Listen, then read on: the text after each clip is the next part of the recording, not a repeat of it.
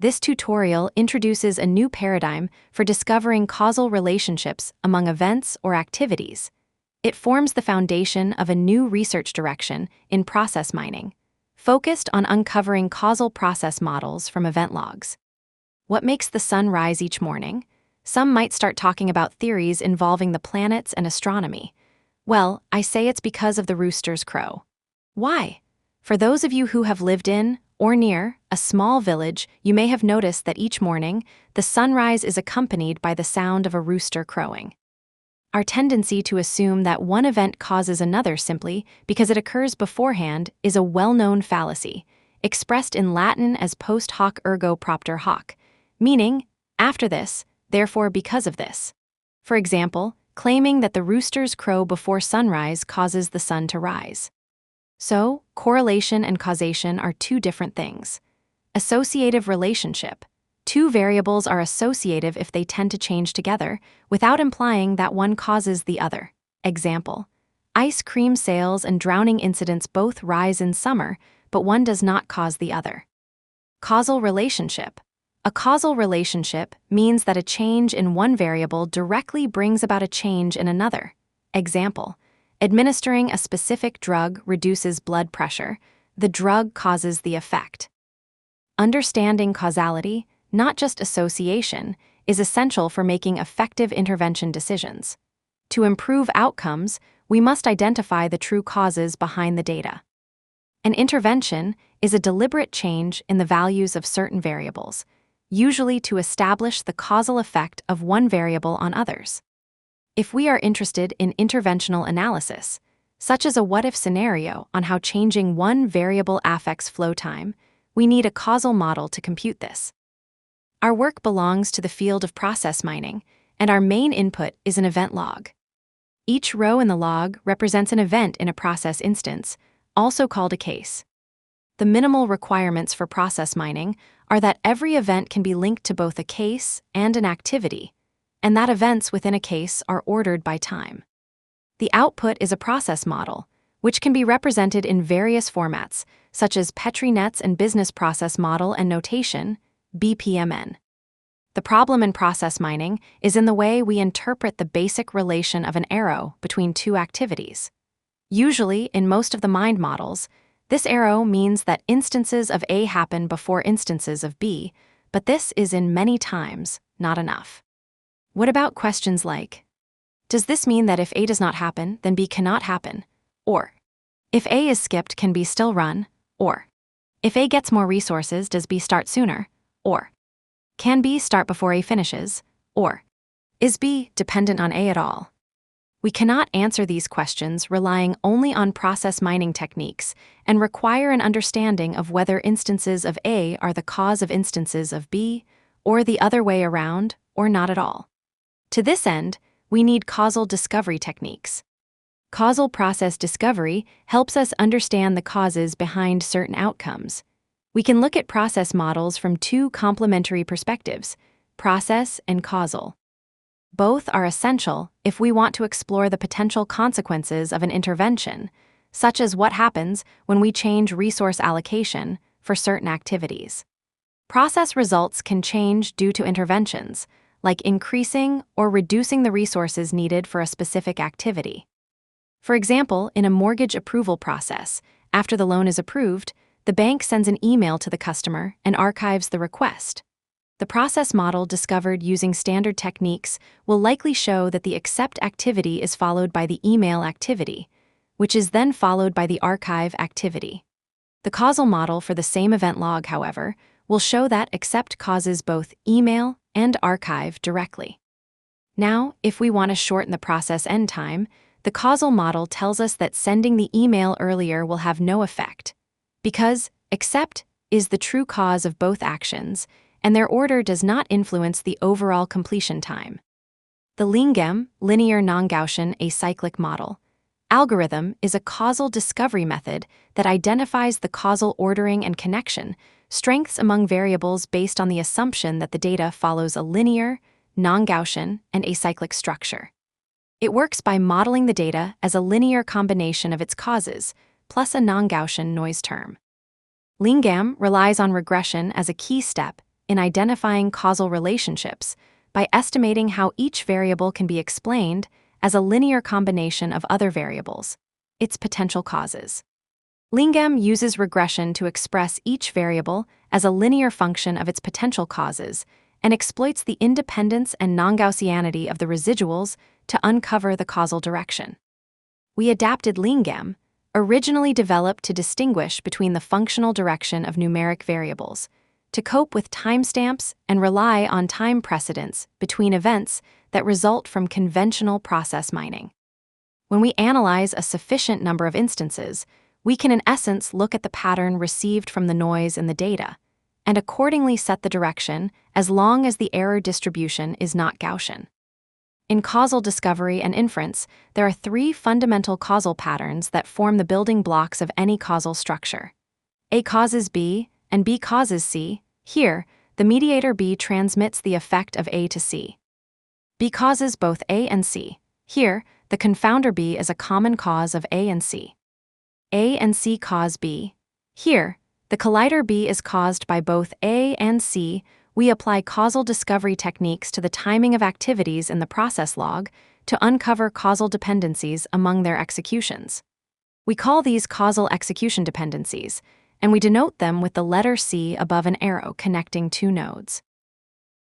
Let's deep dive into what we are doing under the hood in causal process discovery. The basic approach is to construct a dual timestamp tuple for any pair of activities in the process. The timestamps are normalized, made relative to the previous activity time, and we only consider activities where the process mining doesn't contradict it, such that if B follows A temporally, B cannot be causing A. This is fed into the causal discovery algorithm. Without loss of generality, we show only the confounder pattern and not the collider or mediator patterns. Case 1 refers to a situation where the process mining algorithm produced a sequential pattern, while the causal discovery algorithm identified a causal execution pattern corresponding to the confounder case. In this situation, the algorithm reconstructs the process mining output to align with the causal execution pattern. The causal algorithm is agnostic to which process mining algorithm is applied, as long as it produces a process model. Case 2 for the confounder pattern refers to a situation where the process mining algorithm produces a pattern that already matches the confounder causal execution pattern. In this case, we simply annotate its relations with the symbol C to make their causal nature explicit in the process mining output. Besides testing the algorithm with synthetic data, we also applied it to the sepsis benchmark dataset, publicly accessible. One possible subset of a variant corresponding to the first three activities yielded the graph shown on the left-hand side of the slide. The process model was mined using the IBM process mining tool.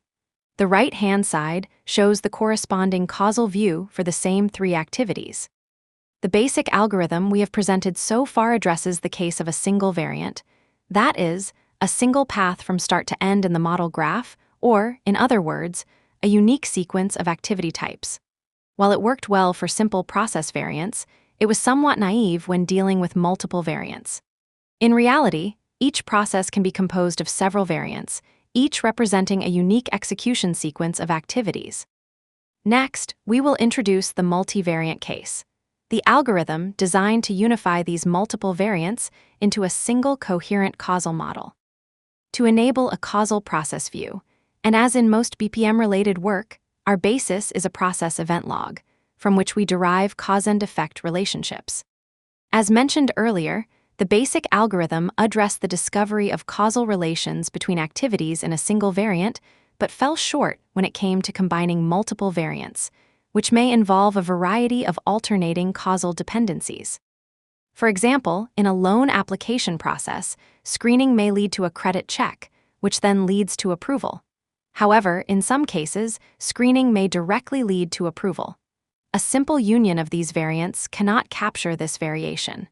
This shows that alternating causal flows across variants cannot be represented by a naive union. When combining multiple variants, we must account for different execution paths and handle missing data. The challenge, therefore, is how to merge these alternating causal sequences into a single representation that preserves the logic of all possible flows. Here is a small example with two process variants and their corresponding causal dependencies. What may be the combination of the two then? A technique that retains the knowledge in the underlying models would need to yield the model illustrated, being mutually informative about the fact that A sometimes causes both B and C, but sometimes only C. One possible and yet naive approach may attempt to unify all the elements in both graph structures. However, this lacks the ability to express the key fact that A does not always cause B and C. Another approach could be at the log level, attempting to combine the traces underlying both variants. The problem here lies in missing values. The two or more variants are typically inconsistent in terms of the activities they contain, leaving some cells empty for certain rows, as shown on the slide. To address this, we designed a dedicated solution. In our own unification algorithm, the input is a conventional time-stamped event log. The user may also further scope the observation by selecting variants of interest to be included. The output is a unified graph, which is also extended in its notation with 4 new types of causal gateways to express and, or, exhaustive or, and exclusive or causal logic. Overall, the procedure is as follows. The input event log, once transformed into a tabular structure with each row corresponding to a single trace, is partitioned. Each partition contains all traces with values corresponding to the same set of activities. We then individually apply the core causal discovery algorithm to each partition, yielding a set of partition-wise causal graphs. All graphs are then represented in a matrix with a row for each node, and columns corresponding to its descendant nodes in each partition.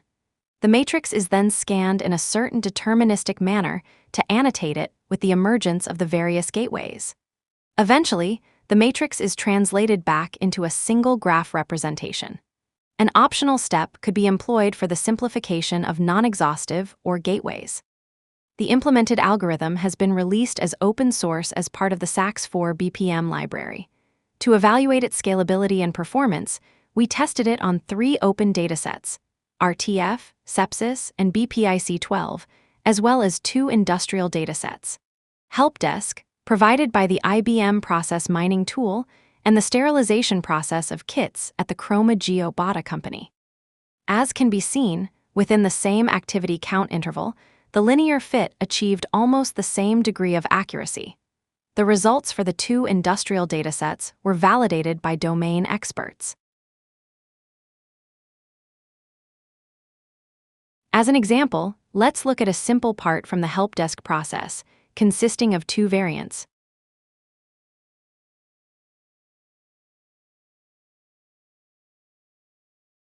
This is the causal model corresponding to the first variant. This is the causal model corresponding to the second variant. And here is the unified model.